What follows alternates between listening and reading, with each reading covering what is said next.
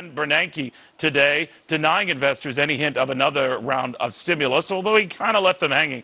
That's got to be welcome news to GOP presidential candidate Ron Paul, who joins us now on the phone. Congressman, he sort of just punted today. The markets wanted to see more help, but he more or less said, well, I'm going to have another meeting next month. We'll kibitz about it, but that's it. What'd you make of that? Well, he doesn't have much option. He only has one tool, and that is to inflate the currency.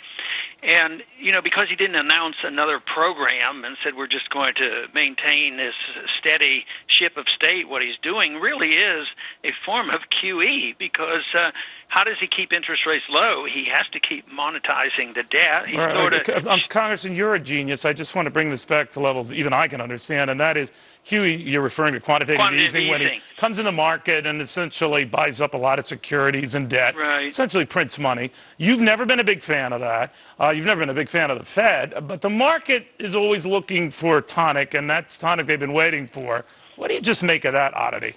Well, I don't think there's a tonic yet. I think there's still too many uncertainties going on. I mean, he's guaranteeing he's going to continue the process. He just is indicating he's not going to have any more surges. But we've been doing this for a long time. Greenspan did it, kept interest rates too low too long, and then we hit QE1, QE2. But as long as Bernanke say he's going to go into 2013 and maintain very, very low interest rates, means he has to be very active, because if foreigners decide not to buy much, he has to buy up these treasury bills to keep these interests very low. So I don't think a whole lot has changed, but he just didn't have any big announcements. He wasn't looking to stir up the markets. He was trying to calm the markets, but he certainly didn't calm the gold market. The gold recognizes that he's going to still print a lot of money, and he's hoping that if he throws it back to the Congress will cut back on the deficit, which isn't going to happen. So next week, of course, will be another week, and we'll see what happens then from how people will interpret this all. Congress, I wish you had more time, but while you're on with me here, I always hear from a lot of your people, not me specifically, I guess, sir, but they always say, Ron Paul deserves more publicity. Ron Paul deserves to be on more. Do they know how often you're on this show?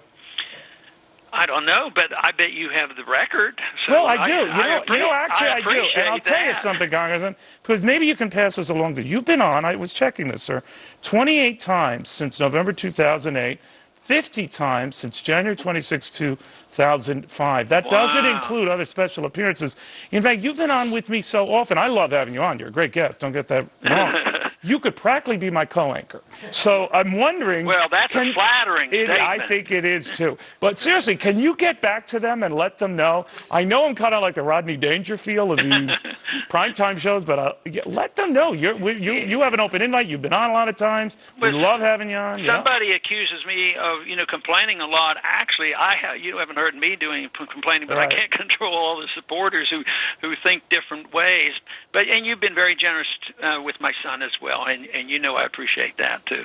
Well, I'm just pulling your leg, but I wanted to let your people know we love having you on. We've always have, long before you got to be a rock star, by the way. All right, Congress, it's always a pleasure. Thank you, sir, very, very much. Thank you, Neil. All right, I hope my bosses don't come up on that co-anchor thing, because he really would be good at that.